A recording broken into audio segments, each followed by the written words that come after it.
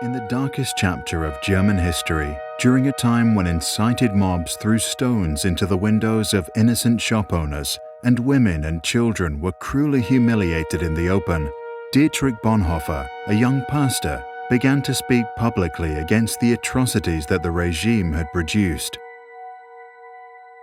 After years of trying to change people's minds, Dietrich Bonhoeffer came home one evening and his own father had to tell him that two men were waiting in his room to take him away. In prison, Bonhoeffer began to reflect on how his country of poets and thinkers had turned into a collective of cowards, crooks, and criminals.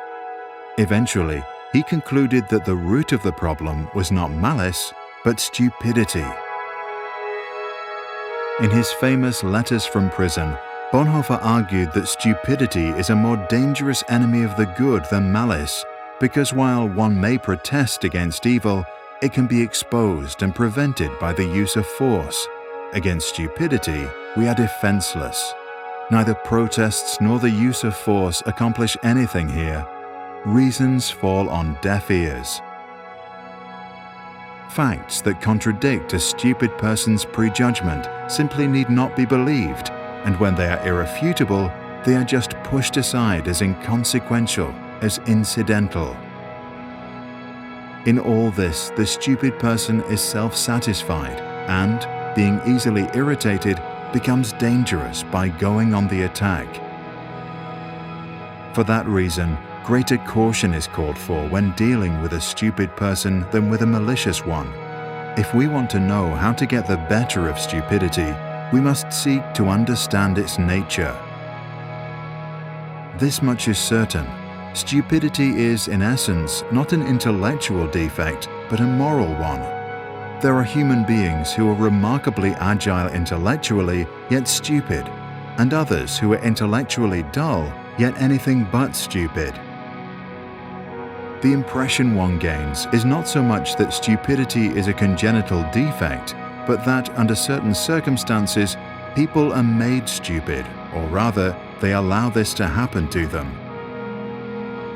People who live in solitude manifest this defect less frequently than individuals in groups, and so it would seem that stupidity is perhaps less a psychological than a sociological problem.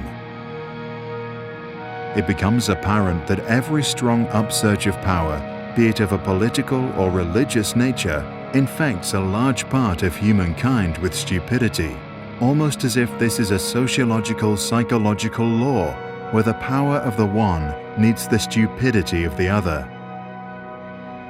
The process at work here is not that particular human capacities such as intellect suddenly fail. Instead, it seems that under the overwhelming impact of rising power, humans are deprived of their inner independence and, more or less consciously, give up an autonomous position.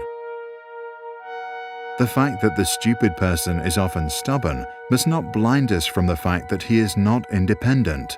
In conversation with him, one virtually feels that one is dealing not at all with him as a person, but with slogans, catchwords and the like that have taken possession of him.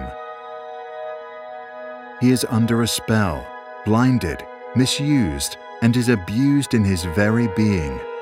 Having thus become a mindless tool, the stupid person will also be capable of any evil, incapable of seeing that it is evil. Only an act of liberation, not instruction, can overcome stupidity. Here, we must come to terms with the fact that in most cases, a genuine internal liberation becomes possible only when external liberation has preceded it. Until then, we must abandon all attempts to convince the stupid person. Bonhoeffer died due to his involvement in a plot against Adolf Hitler at dawn on the 9th of April 1945 at Flossenbürg concentration camp, just 2 weeks before soldiers from the United States liberated the camp. Action springs not from thought, but from a readiness for responsibility. The ultimate test of a moral society is the kind of world that it leaves to its children, Bonhoeffer once said. Check the description below to read Bonhoeffer's original text after 10 years. For more information about Bonhoeffer or to download this video without background music, go to sproutschools.com.